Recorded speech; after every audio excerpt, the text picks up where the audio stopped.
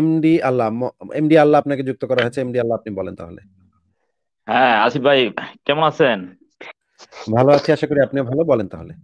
হ্যাঁ, আমি আপনার লাইভ সবসময় শুনি। আমার তো ঘুম হয় না, আপনার লাইভ না শুনলে ঘুম হয় না। আপনার লাইভটা দিয়া বা আপনার যে কোনো ভিডিও দিয়া পরে আমি ঘুমাইলে ওইটা শুনতে শুনতে আস্তে আস্তে সুন্দর করে ঘুমাই পড়ি, মানে আল্লাহ আমার ঘুম পাতায় দেয়। হ্যাঁ, তা আজকে আমি নিজেই আল্লাহ সাজিয়া আসছি। আমি যে নবীরে পাঠাইলাম 570 খ্রিস্টাব্দে, কিন্তু এই নবীরে তো আমি আমেরিকা চিনাইছিলাম না। আমেরিকা চিনাইলাম আমি সর্বপ্রথম স্পেন থেকে গেল কলম্বাস, এই আটলান্টিক মহাসাগর পার হইয়া ওই ইন্ডিয়া আসবে, ভারতবর্ষে আসবে মনে করিয়া। সে যেহেতু পৃথিবী গোল, এর জন্য সে পূর্ব দিকে না, সে পশ্চিম দিকে গেছে। যেহেতু গোল, তাহলে ভারতবর্ষ পশ্চিম দিক দিয়ে যাওয়া যাবে, তার আইডিয়াটা ছিল এইটা। এই কারণে সে যখন পশ্চিম দিকে যাইতে থাকলো, তখন জাহেরা এক সময় জাহেরা আমেরিকা যায় পড়ছে। এটা হলো 1492 সালের ঘটনা, কলম্বাসের। এর আগে আরব এলাকার যে মানুষ, আরব উপমহাদেশের যে লোকগুলি ছিল, বা ইউরোপিয়ান যে লোকগুলি ছিল, স্ক্যান্ডিনেভিয়ার দেশ বা এশিয়া ইউরোপের যে লোকগুলি ছিল, তারা কেউ তো আর আমেরিকা সম্বন্ধে জানতো না। তো এই জন্যই আমি কোরআন শরীফের মধ্যেও আমেরিকা সম্বন্ধে কিছু বলতে পারি নাই। আমার নবীও ওই সময় আমেরিকা সম্বন্ধে জানতো না, বিধায় আমার নবীও মুহাম্মদও ওই আমেরিকা সম্বন্ধে কোরআনে বা হাদিসে কোনো কিছু বলে নাই। তো এই কথাটা তো আপনারা কোনো সময় বলেন না, যে অনেকেই বিশ্ব নবী দাবি করে, অনেকে এসে বিশ্ব বিশ্ব নবী দাবি করে, মহানবী দাবি করে, মানে বিশ্ব নবী দেওয়া উপাধি দেওয়া তারা শেষ করতে পারতেছে না, এরপরে আবার বিশ্ব বিশ্ব নবী দেয়। ওই ব্যক্তি এই 570 খ্রিস্টাব্দে জন্ম হইয়া 632 খ্রিস্টাব্দে মারা গেছে। এর ভিতরে উনি আমেরিকা মহাদেশ সম্বন্ধে কোনো কিছুই জানতো না। উত্তর আমেরিকা, দক্ষিণ আমেরিকা যা আছে, কানাডা আছে, ওই সকল দেশ যে আছে, আটলান্টিক মহাসাগরের পশ্চিমে যে দেশ আছে, এটা জানতো না। আমার নবী মনে করতো যে ওই এই ইউরোপের পরে যে আটলান্টিক মহাসাগর, আটলান্টিক মহাসাগরের পরে যায় ওই দিকে যায় সূর্য ডুবে, আর পৃথিবী ফ্ল্যাট। ওইদিকে সূর্য যায় ডুবে, সূর্য অস্ত যায় ওই যে কর্দমাক্ত ঝর্ণার ভিতরে যায়, হেরে সেজদায় যায়, লুটিয়ে পরে পরের দিন পূর্ব দিক থেকে উঠার জন্য। পরে আমি অনুমতি দেই, তারপরে সে পূর্ব দিক থেকে উঠে। এই জিনিসটা আমার নবী ওই সময় বুঝতো। ওই সময় বুঝতো না যে আমেরিকা আছে, আমেরিকা নামক দেশ যে আছে, ওইখানে যে মানুষ বাস করে, এই সকল কিছু জানতো না। সর্বপ্রথম কলম্বাস 1492 সালে আমেরিকা আবিষ্কার করে, ওইখানে সর্বপ্রথম পরে বাইবেল টাইবেল নিয়ে যায়, তোরা টোরা নিয়ে যায়, ওদেরকে ধর্ম শিখাইছে। এর আগে আমেরিকানরা তো ধর্মই জানতো না। 1492 সালের আগে আমেরিকারা তো ধর্ম সম্বন্ধে তেমন অবগত ছিল না, তারা বুঝতো না। এই এই এই এলাকার লোকেরা, এই ইউরোপিয়ান লোকেরা ধর্ম সম্বন্ধে অবগত করছে।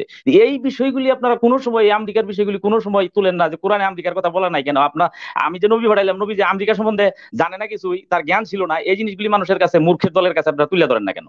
এইটা হলো আমার প্রশ্ন। আচ্ছা, এগুলো নিয়ে আসলে অনেক আগে আমরা কথা বলেছি, এই কারণে আমরা আর এগুলো নিয়ে এখন আর কথা বলি না। কিন্তু শুধুমাত্র যে মানে আমরাই যে লাইভ করি তা তো না, আমাদের অনেকগুলা প্ল্যাটফর্ম তো আছে, মুক্ত মনাদের অনেক প্ল্যাটফর্ম আছে। সেই সমস্ত জায়গাতে এগুলো নিয়ে আলোচনা হয়। বিভিন্ন ধরেন আমাদের যে অন্যান্য প্ল্যাটফর্ম গুলো আছে, সেগুলাতে এগুলো নিয়ে অনেক আলোচনা হয়। তো আসলে একজন করলেই তো হইলো, একজন বললেই তো এগুলা নিয়ে আলোচনা করি। এরপরেও আপনাদের কথার প্রসঙ্গে, মানে ওই মুমিনরা যে অনেক সময় অনেক প্রশ্ন করে, অনেক কিছু মহানবী বিশ্বনবী নানান কিছু এরকম বলে টলে, হ্যাঁ সারা বিশ্বে ইসলাম কায়েম করতে হবে, সেই নানান কিছু, ইহুদি সারা বিশ্বে থাকতে পারবে না। ইহুদির কথা নবী তো বলে গেছিল, শুধুমাত্র আরব উপমহাদেশের মধ্যে ইহুদি থাকতে পারবে না। আমার নবী তো আরব উপমহাদেশের বাইরে কোনো কিছু চিনতই না, জানতোই না। সে আমেরিকা, না না অস্ট্রেলিয়া আছে, ভাই, এই সকল দেশ আছে, এই সকল না না দেশের ভাই, সম্বন্ধে নবী, জানতো, যে অস্ট্রেলিয়া মহাদেশ আছে, আমেরিকা মহাদেশ আছে, এগুলো আছে জানতো। সে ইউরোপ এশিয়া ছাড়া তো আর কোন দেশ চিনতো না। না ভাই, এই নবী বলে সে গেছে। বিশ্বনবী মহানবী হয় কিভাবে তাহলে? ভাই, নবী বলে গেছে যে কিয়ামত ততদিন পর্যন্ত সংগঠিত হবে না যতদিন পর্যন্ত একজন ইহুদিও জীবিত থাকবে, ততদিন পর্যন্ত কিয়ামত সংগঠিত আরে হবে না। সেই ব্যক্তি তো এই পৃথিবীটাই চিনতো না, পৃথিবীটা যে কি পর্যন্ত আছে, কোন পর্যন্ত আছে, এইটাই তো সে জানতো না। সে আবার বিশ্বনবী মহানবী হয় কেমনে, তার দাবি করে কেমনে? এই প্রশ্ন করলে, এই প্রশ্নের পরে তো মুমিনদের আমার মনে হয় যে উত্তর থাকার কথা না, যে যতই তেনা পেছানি পেছাক। আচ্ছা, ঠিক আপনি আছে ভাই, চিন্তা বুঝতে করেন পারলাম। যে এই পৃথিবীর যে টোটাল পৃথিবীটা একটা ওই বৃত্তাকার বা গোলাকার, এই সম্বন্ধে তার আইডিয়া ছিলই না। সে বলতো ফ্ল্যাট, এবং সে মনে করতো যে পশ্চিম দিক দিয়ে সূর্য উঠে, পূর্ব দিকে যে হেরা ওই ঝর্ণার ভিতর দিয়ে, যে কর্দমাক্ত ঝর্ণার ভিতরে যায় অস্ত যায়, এরকম বলতো। তারপরে যায় সেজদা করে ওই পরের দিন উঠার জন্য। একদিন উঠতে দিবে, একদিন না করবে, সে পশ্চিম দিক বুঝতে থেকে উঠবে, পেরেছি, তো ওই দিন কেমন হবে, এই ধরনের বর্ণনা হাদিসে বুঝতে আইডিয়া পেরেছি ভাই, আপনার বুঝতে আপনার পেরেছি লাইফেই আমি শুনছি। ভাই, এরপর বুঝতে আমি পেরেছি নিজেও ভাই। হাদিস বাইর করে দেখছি। হ্যাঁ, এগুলো ভাই, বর্ণনা সত্য, সত্য বর্ণনা। আল্লাহ ভাই, বুঝতে পারছি ভাই, বুঝতে পারছি আপনার পয়েন্টটা, বুঝতে পেরেছি। তাহলে আল্লাহ ভাই, আজকে আর তাহলে আপনাকে আরেকটা বিদায় বিষয়, জানাই নাকি? আরেকটা বিষয় আপনারা বলবো, যে আপনার কথার মধ্যে কোনো ভুল আমি পাই না। কথা বলেন, যে কথা বলার মধ্যে খুব ভালো, কথার রেশও ভালো আপনার, হ্যাঁ, সব দিক দিয়ে ভালো। তবে আপনি মাঝে মধ্যে ইয়া ইয়া শব্দটা ব্যবহার করেন। এইটা যদি ব্যবহার করতে না পারতেন হয়তো এটা, এই যে মানুষ বলে যে অনেক সময় অনেক মুদ্রা দোষ থাকে, তবে খুব বেশি পরিমাণ যে আপনি ব্যবহার করেন তা না। তবে এছাড়া আর আপনার বাকি যে কথাগুলি, সব কথাগুলির উচ্চারণ এবং শব্দ চয়ন সবকিছু ওকে, আপ টু ডেট। আমরা আপনারে ইনশাল্লাহ আমাদের গুরু হিসাবে মানতে পারি। হ্যাঁ, গুরু হিসাবে মাইনা হ্যাঁ ভাই, নবী রাসূলও মানতে পারি। হ্যাঁ, এই কাজ করতে দেন না ভাই, এই কাজ করতে ইনশাল্লাহ ইনশাল্লাহ। কিন্তু আমি আমি আশা করব যে আপনার ওই যে ইয়া শব্দটা যে ব্যবহার করেন, এটা যদি আপনি ব্যবহার না করিয়া যদি কথা বলতে পারেন, তাহলে আমার মনে হয় কথাটা কথা আপনার অবশ্যই শ্রুতি মধুর হয়। যে যেহেতু আমি আপনার লাইভ শোনা ছাড়া বা আপনার এই ভিডিও শোনা ছাড়া আমার ঘুম হয় না, যে আমি আমি তো অবশ্যই বোঝেন যে আপনার লাইভ গুলি অবশ্যই পছন্দ করি। আপনি যুক্তিসঙ্গত অনেক যুক্তি কথাবার্তা আপনি বলেন এবং বলতে জানেন, উপস্থাপন করতে পারেন, মানুষকে ভালো বোঝাইতে পারেন এবং বোঝান। আমি এগুলি শুনি। আমি লাইফে যুক্ত হই না যদিও, তো এরপরে যে শুনে আমার কাছে খুবই ভালো লাগে। এবং আমি আরেকটা জিনিস আপনার সাথে আমি শেয়ার করবো, যে যে যে বিষয়টা হলো, আপনারা যে ওই যে যৌনতার যে বিষয়টা, এটার যে একটা স্ট্যান্ডার্ড, এটা স্ট্যান্ডার্ড একটা মোটামুটি বিজ্ঞানসম্মত ভাবে কিন্তু নির্ণয় করা যায়। যেমন মনে করেন আমরা আমরা ধরে নিতে পারি যে চাচাতো ভাই বোন পর্যন্ত বিয়ে হতে পারবে না, কারণ হলো চাচাতো ভাই বোনের মধ্যে ব্লাড কালেকশন খুব কাছাকাছি। তা এই ধরনের বিয়ে হইলে বাচ্চা বিকলাঙ্গ হইতে পারে। কাজেই কমপক্ষে একটা স্ট্যান্ডার্ড ধরায় দিতে হবে, যে এই স্ট্যান্ডার্ড পর্যন্ত বিয়ে চলবে না। তা না হইলে একটা না ভাই, সমস্যা হয় কি, না ভাই, যেমন আল্লাহ ভাই একটু থামেন ভাই, একটু থামেন। এ- এই এ- ধরনের এই ধরনের রুল সেট করে দেয়া, মানুষের পার্সোনাল লাইফে ইন্টারফেয়ার করা, মানুষের পার্সোনাল চয়েসে ইন্টারফেয়ার করা, এই ধরনের কোনো স্ট্যান্ডার্ড বা রুল সেট করে দেয়া আমাদের কাজ না ভাই। মানুষের সেট ব্যক্তিগত করে জীবনে আমি নাক আমি গলানো, আসলে এই কথাটা অন্যের একটু ব্যক্তিগত। আরেকটু আরেকটু এক যদি আমি সেকেন্ড ভাই, আরেকটু একটু যদি শুনে নেন আপনাকে ভাই, একটু বুঝাই শুনে দিতে, নেন ভাই, আমি হয়তো আপনার জিনিসটা বুঝাইতে পারি আল্লাহ নাই। ভাই একটু শুনে নেন ভাই, আল্লাহ ভাই একটু আচ্ছা, শুনে নেন ভাই। বলেন। অন্য মানুষ কে কাকে লাইক করবে, কে কাকে বিয়ে করবে, কে কার সাথে সংসার করবে, কে কার সাথে বসবাস করবে, এইটার বিষয়ে ইন্টারফেয়ার করার অধিকার কোনো তৃতীয় পক্ষের নাই। এটা হচ্ছে একদম ফাউন্ডেশন, এটা হচ্ছে ব্যক্তি স্বাধীনতার একটা ফাউন্ডেশন। আপনি যদি মনে করেন যে কে কাকে বিয়ে করবে এটা তৃতীয় পক্ষ ডিসাইড করে দিবে, এটা এটা কখনোই করা যাবে না। আমরা যেটা বলি যে আমরা এই জিনিসটা তাদেরকে অ্যাওয়ার করতে পারি, তাদেরকে বোঝাইতে পারি যে এই যে এইরকম এরকম সমস্যা হইতে পারে, কিন্তু তাদেরকে আমরা কোনো ধরনের কোনো বাধা প্রয়োগ বা ভয়ভীতি প্রদর্শন বা শাস্তিমূলক ব্যবস্থা, তাদের পার্সোনাল কোনো চয়েসের জন্য তাদের উপরে কোনো শাস্তিমূলক ব্যবস্থা বা নিয়ম কানুন তৈরি করে তাকে সেই কাজটা করতে বাধ্য করা, এই কাজটা করাটা কোনো অবস্থাতেই যৌক্তিক না। এটা আমরা করতে পারবো না। আপনি যেটা বলছেন সেটা একেবারেই অগ্রহণযোগ্য। ফারাজ ভাই আপনি কি বলেন এই বিষয়ে? জি আছি ভাই, আমি আপনার সাথে এখানে একমত। আমার আর আলাদা করে কিছু অ্যাড করার নেই, আপনি সবকিছু বলে দিচ্ছেন। বাসবিহার ভাই আপনার কি মত এই বিষয়ে? না না, আপনি তো সবই বললেন, ঠিকই আছে, আমি সহমত। হ্যাঁ, আল্লাহ ভাই এবার বলেন তাহলে আপনি। আল্লাহ ভাই আনমিউট করে কথা বলেন, আনমিউট করে কথা বলেন আল্লাহ ভাই। তো ভাই বোনের মধ্যে পর্যন্ত বিয়ে না হওয়াটাই এটা সবচেয়ে সমাজের জন্য মঙ্গলজনক হবে এবং ওই জাতির জন্য, দেশের জন্য মঙ্গলজনক হবে। এই ধরনের একটা ওই কনক্লুশনে মোটামুটি আইডিয়া দেওয়া যেতে পারে। আপনি আপনি যে বাধ্যবাধকতা এই করার আইডিয়াটা মতো কোনো এই আইডিয়াটা রুলস আপনি ইমপোজ কিভাবে করা, এটা দিচ্ছেন? আমি করতেছি না। এই আইডিয়াটা কিভাবে দিচ্ছেন যে এটা মঙ্গলজনক হবে সমাজের জন্য, এটা আপনি আইডিয়াটা কিভাবে দিচ্ছেন? এটা অনেক সময়, তা না হলে অনেক সময় দেখা যায় যে ওই নাস্তিকদের সম্বন্ধে একটা উল্টাপাল্টা কথাবার্তা বলে, যে অনেক নাস্তিকদের সম্পর্কে উল্টাপাল্টা স্কুল কথা বলে কলেজে বলুক, এই এই বলে কি হুজুর টাইপের যারা, এরা আল্লাহ ভাই ধরায় এক দেয় সেকেন্ড যে এক সেকেন্ড এক সেকেন্ড এক সেকেন্ড, নাস্তিকদের সম্পর্কে কে উল্টাপাল্টা কথা কইলো এই কারণে কি আমরা আমাদের যে মৌলিক মানবাধিকার সেটা থেকে বিচ্যুত হয়ে যাব? আপনি কি ভাই না না না মানে না না, সেটা না, মাথা কথাটা ঠিক সেটা আছে না, আপনার? কথাটা সেটা না। আপনি আপনি যেভাবে আচ্ছা আল্লাহ ভাই লাইভ একটু করে একটু কথা ফোকাস বলতে করেন, আল্লাহ পারতেছেন, ভাই একটু শুনে আমরা তো নেন। বাংলাদেশে থেকে আর এইভাবে লাইভ। আমার মনে হচ্ছে আল্লাহ ভাই কথা একটু শুনতেছে একটু না, ফারাজ ভাই। কথাটা একটু শুনে নেন। কেউ আমাদেরকে মিসরিপ্রেজেন্ট করলে বা উল্টাপাল্টা কথা বললে, আমাদের এটা উচিত হবে না যে যুক্তির বাইরে যায় কোনো কথা বলা। আমরা যৌক্তিকভাবে দেখাতে পারবো না, যৌক্তিকভাবে দেখানোর কোনো ওয়ে নাই যে একজন মানুষ তার নিকট আত্মীয়র মধ্যে, সেটা কাজিন হোক বা যেটাই হোক, তার সাথে আহ ইয়ে করতে পারবে না, তার সাথে কোনো ধরনের সম্পর্ক করতে পারবে না। এই জিনিসটা দেখানোর মতো আমাদের কাছে যুক্তি নেই, আমাদের কাছে কেন, কারো কাছে কোনো যুক্তি নেই। যদি যুক্তি না থাকে, সেটার বিরুদ্ধে বলার মতো আমাদের কি নেই, কোনো ধরনের কোনো রিজন নাই। আহ, কোনো কোনো ভ্যালিড রিজন থাকবে না যে আমরা এটার জন্য বলবো যে তোমরা এটা করতে পারলাম। হ্যাঁ, বাট আমরা যে জিনিসটা করতে পারবো সেটা আহ, মানুষকে মানুষকে অনুৎসাহিত করতে পারবো যে এই ধরনের রিলেশনশিপে না যাওয়ার জন্য। কেননা যদি এই ধরনের রিলেশনশিপে মানুষ যায় বা নিকট আত্মীয়দের মধ্যে তারা ইন্টিমেট হয়, তবে তাদের বেবি ইয়ে হওয়ার, বেবির একটা বিকলাঙ্গ হওয়ার চান্স থেকে যায়। এবং সে যদি কন্ট্রাসেপটিভ নেয়ও, সেটাও যে 100% কাজ করে এটা না। সুতরাং ওই ভিত্তিতে আমরা শুধুমাত্র বলতে পারি যে আমরা অনুৎসাহিত করতে পারি, বাট পারবে না, বা আপনিও যেটা বলেন আইন করে বন্ধ করে দেওয়া, সেটার মতো আমাদের মানে অধিকার বা রিজন কোনোটাই আমাদের কাছে নাই। আই হোপ আপনি বুঝতে পারছেন। আমি বুঝছি, এখন সেটা আমি বুঝি। এখন এখন এখন মানে মুমিনরা আমাদের নিয়ে কি বলবো ভাই, মুমিনরা মানে এগুলো নিয়ে উল্টাপাল্টা কথাবার্তা বলে। এই জন্য আমরা আমাদের মৌলিক মানবাধিকারের আমাদের যে ফাউন্ডেশন, ব্যক্তি স্বাধীনতার যে ফাউন্ডেশন, সেই রুল থেকে আমরা সরে গিয়ে আমরা এখন মুমিনদের সন্তুষ্ট করার জন্য এখন আমাদের মানে উল্টা কথা বলতে হবে। আল্লাহ রাস্তায় ভাই মাফ করে দেন ভাই। না, তারা তো ওই যে বলে যে মায়ের সাথে সেক্স করা যাবে, বোনের সাথে সেক্স করা যাবে, তাহলে তারা বলতেছে ওই বলুক, ওই তারা বলতেছে নাস্তিকরা বলুক, করে। তারা বলতেছে বলুক। এইটার জন্য কি আমরা আমাদের মৌলিক মানবাধিকার থেকে আমরা সরে যাব নাকি? আমরা কি আমাদের এই মানে ক্ষেত্রে এই ব্যক্তি ক্ষেত্রে স্বাধীনতার এই যে ক্ষেত্রে মৌলিক এই ক্ষেত্রে স্তম্ভ। সমস্যাটা কি হয় আসিফ ভাই, যে জিনিসটা যে আমার ফ্যামিলিতে তো সবাই নাস্তিক না। তখন আপনি নাস্তিকদের কাছে বা মুমিনদের কাছে যে জিজ্ঞেস করবেন যে এখানে আপনি কি যুক্তিতে বোঝানোর চেষ্টা করতে বলবেন যে যদি কোনো রিলেশনশিপে যায় সেখানে আম, না বলার মতো বা তাদেরকে বাধা দেওয়ার মতো কি যুক্তিটা আছে তাদের কাছে। যদি যুক্তি থাকে, অবশ্যই যদি ভ্যালিড যুক্তি থাকে, যুক্তিটা আপনি নিজেও মানবেন এবং এসে আমাদেরকে বলবেন, আমরাও মেনে নিব। কিন্তু মানে অযৌক্তিক কোনো কথা বলে সেটা তো গ্রহণযোগ্যতার মধ্যে আনার কোনো কারণ নাই। সমস্যাটা কোন জায়গায় বুঝতে পারছেন? আমি আমি আমরা সবাই বুঝতে পারছি, আপনি একটু বোঝার চেষ্টা করেন। বলেন। ঠিক আছে আল্লাহ ভাই, থ্যাংক ইউ যুক্ত হওয়ার জন্য। ফারাজ ভাই বলেন, আর, বলেন। আরেক আমি আরেকটু যেটা বলেন, আপনি বলার জিনিসটা না, ক্লিয়ার আমি যেটা করেন। বলার মোটামুটি আমি তো যেটা বলার মোটামুটি ক্লিয়ার করে দিচ্ছি আসিফ ভাই। Is it not clear enough? হ্যাঁ, হ্যাঁ, আমার মনে হয় ক্লিয়ার এনাফ। আল্লাহ ভাই, আপনি আমাদের কথাগুলো আরো একটু চিন্তা করেন, ভাবেন।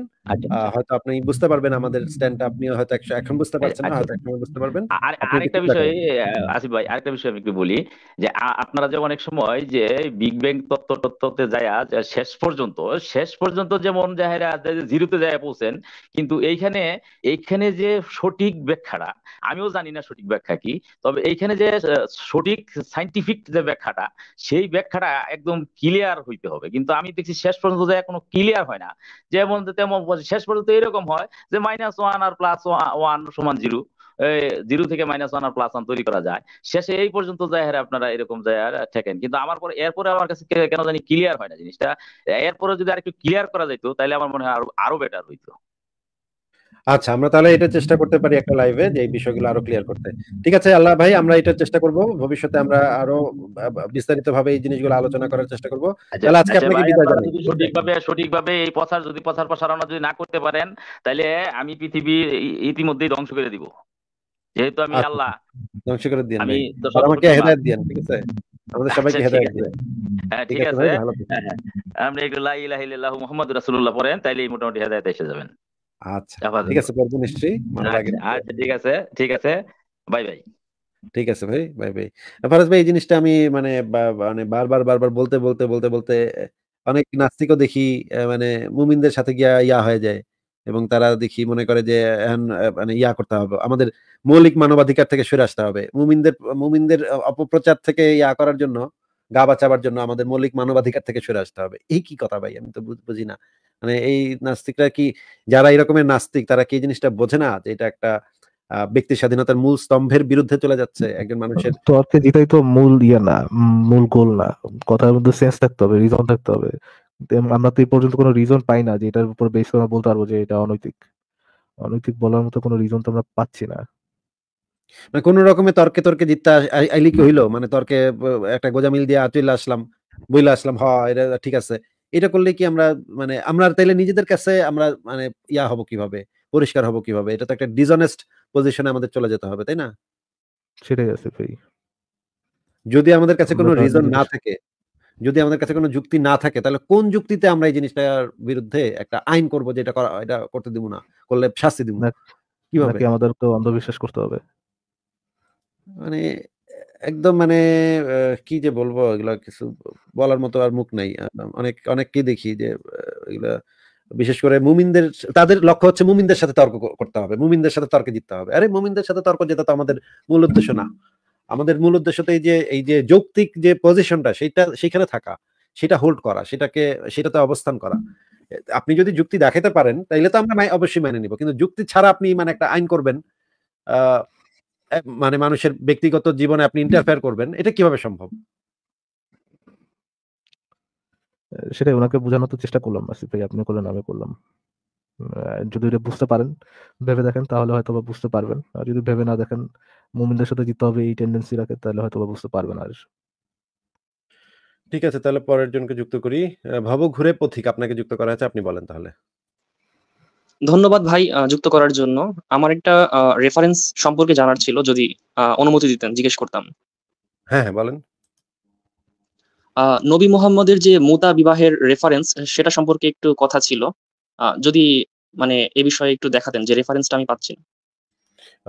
মানে আগে একটু আপনি আমাদেরকে বলেন যে মুতা বিবাহ জিনিসটা কি, আগে একটু বলে নেন আমাদেরকে। ভাইয়া, মুতা বিবাহ হচ্ছে সাময়িক চুক্তির বিনিময়ে যে বিবাহ। আচ্ছা, এটা কি ইসলামে কি এটা আছে নাকি নাই? এটা সম্পর্কে আমি ক্লিয়ার না, তবে যতটুকু শুনেছি আছে। আচ্ছা, মানে হচ্ছে এটা কি একটা প্রস্টিটিউশনের মতো নাকি? কনসেপ্টটা ওই রকমই বলা যায়।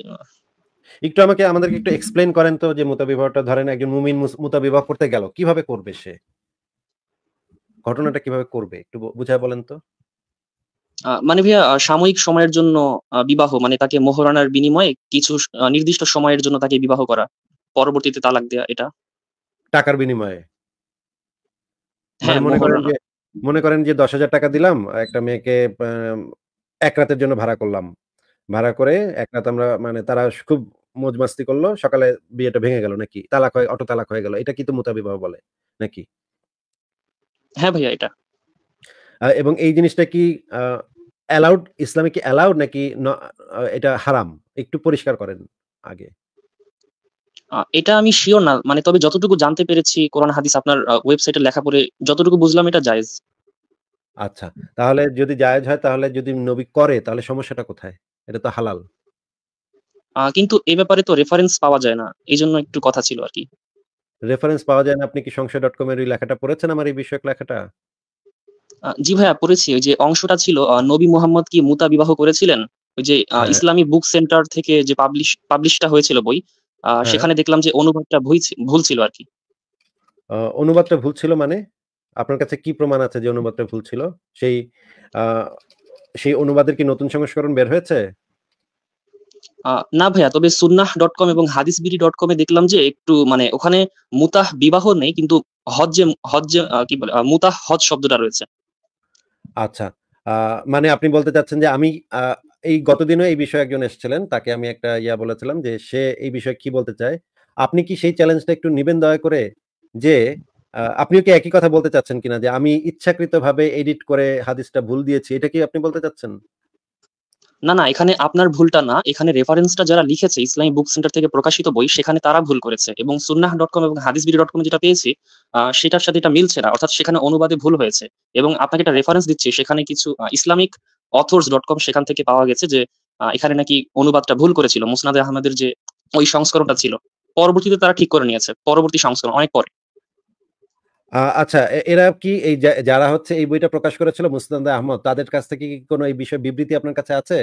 যে আমাদের ওই সংস্করণে ভুল ছিল, আমরা এখন ঠিক করে দিচ্ছি। এই যে আমরা একটা প্রেস বিজ্ঞপ্তি দিচ্ছি এই বিষয়ে, যে এটা আমরা এখন সংশোধন করে নিচ্ছি। এরকম কোনো আছে আপনার কাছে, মানে ডকুমেন্ট, দলিল? হ্যাঁ ভাই, আপনাকে একটা লিংক দিচ্ছি, চ্যাট বক্সে দিব। হ্যাঁ, দেন তাহলে। আসিফ ভাই, গুড একটু নাইট। সময় লাগবে ভাইয়া, আমি খুঁজতেছি। আচ্ছা, বাসবির ভাই, ঠিক আছে, গুড নাইট বাসবির ভাই। আচ্ছা, হ্যাঁ ভাইয়া, এখানে বলা হয়েছে যে না, না, hadithbidi.com যে ওয়েবসাইট ছিল সেখানে ওটা সংশোধন করে নিয়েছে। hadithbidi.com সংশোধন করলে তো হবে না ভাই। এই বইটা যেখান থেকে প্রকাশ হয়েছে, এই বইটা যারা প্রকাশ করেছে, মুসনাদে আহমদ, সেই বইটা যারা প্রকাশ করেছে ইসলামিক সেন্টার, সেখান থেকে কি কোনো বিবৃতি দেওয়া হয়েছে? লিংকে যেটা দেখলাম তারা বলেছে যে চেঞ্জ করা হয়েছে, কিন্তু আমি সরাসরি প্রমাণ পাইনি। তবে sunnah.com এতেও দেখলাম যে মুতাহ হজ লেখা। আসিফ ভাই, আপনাকে একটু অবগতির জন্য জানিয়ে দিচ্ছি যে ইসলামিক অথর্স যেই রেফারেন্সটা উনি দিয়েছেন, সেটা আহ, একেবারেই মেড ইন চুনাহাগা খামার। ভাই, আপনি মনে হয় জিনিসটা জানেন না? ভাই, এই টাইপের চুনাহাগা ওয়েবসাইট আপনি নিয়ে আসছেন আমাদের সাথে। আপনাকে আমি যেটা স্পেসিফিকলি জিজ্ঞেস করছি, বাবু গুরে প্রতীক, আমি দেখলাম আপনি যে লিঙ্কটা দিয়েছেন সেটা দেখলাম, এটা একেবারে খাইস্টা টাইপের চুনাহাগা খামারের লিঙ্ক দিয়েছেন। মানে একেবারে কোনো আলোচনার যোগ্য এটা না। আপনাকে আমি যেটা জিজ্ঞেস করছি ভাবুঘরে পথিক, আপনি একটু কথাটা শুনে তারপর উত্তর দেন। মুসনাদে আহমদ বইটার মানে অনুবাদ করেছে ইসলামিক সেন্টার থেকে, এটা প্রকাশিত হয়েছে। এই ইসলামিক সেন্টার থেকে কোনো বিবৃতি কি আপনার কাছে আছে? ভাবুঘরে আমার পথিক কাছে নেই ভাইয়া। তাহলে আপনি কিভাবে বললেন যে তারা অনুবাদে ভুল করেছে? ভুলটা কি তাদেরকে আপনি জানিয়েছেন? ইসলামিক সেন্টারকে জানিয়ে ইনফর্ম করা হয়েছে এই বিষয়ে যে এই বিষয়ে আপনারা এখানে ভুল করেছেন? যদি ভুল করে থাকে কোনো একটা বইতে, সেটা তো কোনো চুনাহাগা অথর সেটা তো আসবে না, সেটা তো তারাই বলবে যে ভাই আমাদের এখানে ভুল হয়েছে। ভাইয়া একটা রেফারেন্স দিয়েছি যে sunnah.com। ভাই sunnah.com এর কথা তো বলছি না। বাংলাদেশ ইসলামিক সেন্টারে থেকে যে বইটা অনুবাদ করে বের হয়েছে মুসনাদে আহমদ, আপনি কি বাংলাদেশ ইসলামিক সেন্টারের সাথে যোগাযোগ করেছেন বা এই চুনাহাগারা কি ইসলামিক সেন্টারের সাথে যোগাযোগ করেছে এই বিষয়ে? যে আপনাদের এই বইয়ের এততম পৃষ্ঠাতে এইখানে একটা অনুবাদে ভুল আছে। করা হয়েছে নাকি হয় নাই? আমার সাথে আসলে যোগাযোগ হয়নি, তাই বলতে পারছি না আসলে। তাহলে আপনি এই চুনাহাগাদেরকে বলেন যে এই চুনাহাগারা যেন দল বেঁধে বাংলাদেশ ইসলামিক সেন্টারে যায়, গিয়ে একটা প্রতিবাদ করে, মানববন্ধন করে, মিছিল করে, আন্দোলন করে কেন এরকমের একটা ভুল অনুবাদ তারা করেছে। তারপরে সেই ইসলামিক সেন্টার যখন তাদের প্রকাশিত বইতে যে জিনিসটা আছে সেই জিনিসটার একটা পরবর্তী সংস্করণ ছাপাবে এবং উপরে লিখে দিবে, ভূমিকায় লিখে দিবে যে গত সংস্করণে এই জায়গায় এই শব্দে একটা ভুল ছিল, আমরা এটা সংশোধন করে নিলাম। সেই বইটার কপিটা আপনি আমার কাছে নিয়ে আসবেন, তখন আমি আপনার সাথে এই বিষয়ে কথা বলব। ভবঘুরের পথিক, আপনি কি বুঝতে পেরেছেন? জি ভাইয়া, বুঝতে পেরেছি। আরেকটা বিষয় জানার ছিল। এটার প্রসিডিউরটা কি? এই যে একটা ভুল অনুবাদ সংশোধন, মনে করেন চুনাহাগা থেকে একজন বলল যে এই অনুবাদটা ভুল। তাতে তো আমরা লাফাতে ধরে নিব না যে ও চুনাহাগা থেকে বলেছে তাহলে তো এটা তো ভুলই হলো। এটা তো আমরা ধরে নিব না, তাই না? আপনি ওই মানে চুনাহাগা হোক আর যে হাগাই হোক, সেই হাগাদেরকে বলবেন যে আগে ইসলামিক সেন্টারে গিয়ে যোগাযোগ করে তাদের কাছ থেকে একটা বিবৃতি নিয়ে আসতে, বা তাদের একটা পরবর্তী সংস্করণে একটা ভূমিকাতে একটা মানে মানে ধরেন ৩য় সংস্করণের ভূমিকা এরকম একটা অংশ থাকে একটা বইতে। সেখানে লেখা থাকে যে আগের সংস্করণে কি ভুল ছিল, এই সংস্করণে কি সংশোধন করা হয়েছে। সেই সংশোধনীটা নিয়ে আসবেন, তখন এই বিষয়ে কথা বলব। এর আগে না। আচ্ছা ভাইয়া। ভাইয়া আরেকটা কোশ্চেন ছিল। হ্যাঁ, বলেন। ভাইয়া ইসলামের যে প্রথম যুদ্ধ বদর যুদ্ধ, এরপরে যে উহুদের যুদ্ধটা হয়েছিল, অনেকে ক্লেম করে যে উহুদের যুদ্ধটা মুসলমানরা জিতেছিল। এটা কি আসলে জিতেছিল? তবে আমি মানে রেফারেন্স ঘেটে দেখলাম যে এটা নাকি হেরেছে তারা। ওদের যুদ্ধে যতদূর জানি যে প্রায় হারার মানে একদম মানে অবস্থা খারাপই ছিল। মুসলমানদের অবস্থা উহুদের যুদ্ধে তো খারাপ ছিলই বলে আমি যতদূর জানি।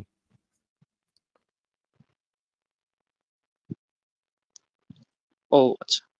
ভাইয়া এই যে বদরের যুদ্ধ তো দেখলাম যে আক্রমণাত্মক যুদ্ধ ছিল, মানে এরই ফলশ্রুতিতে কি সেই উহুদের যুদ্ধটা হয়েছিল? ভাই এই জিনিসগুলো আপনি তো একটু সিরাত পড়েই জানতে পারেন। মানে এই প্রশ্নগুলোর আসলে কারণটা কি বুঝতে পারছি না। সিরাত পড়লেই তো এই জিনিসগুলা জানা যায়। ও আচ্ছা ভাই, ঠিক আছে। ঠিক আছে, তাহলে আপনাকে কি বিদায় জানাবো আজকে? হ্যাঁ, বিদায় জানাতে পারেন। আচ্ছা ভাই, রেফারেন্সটা আপনি একটু দেখেন sunnah.com আর হাদিস বিডি। না, সেইটা আমি দেখব না। আপনি যখন সেই বই, একটা প্রকাশিত বই, যেই বইটার অনুবাদ প্রখ্যাত অনুবাদকরা সেই বইটার অনুবাদ করেছেন, সেটার এগেইনস্ট এ যদি আপনার কিছু বলার থাকে তাহলে আপনার সেই পরিমাণ রেফারেন্স নিয়ে আসতে হবে। সেই পরিমাণ মানে হচ্ছে সেই অনুবাদকদেরকে দিয়ে এই জিনিসটা ভেরিফাই করে আনতে হবে যে তারা ভুল করেছে, তখন সেটা গ্রহণযোগ্য হবে। আপনার মুখের কথাতে কিছু যায় আসে না। আচ্ছা ভাইয়া, ঠিক আছে। বিদায় জানাতে পারেন। আচ্ছা, তাহলে ভালো থাকেন।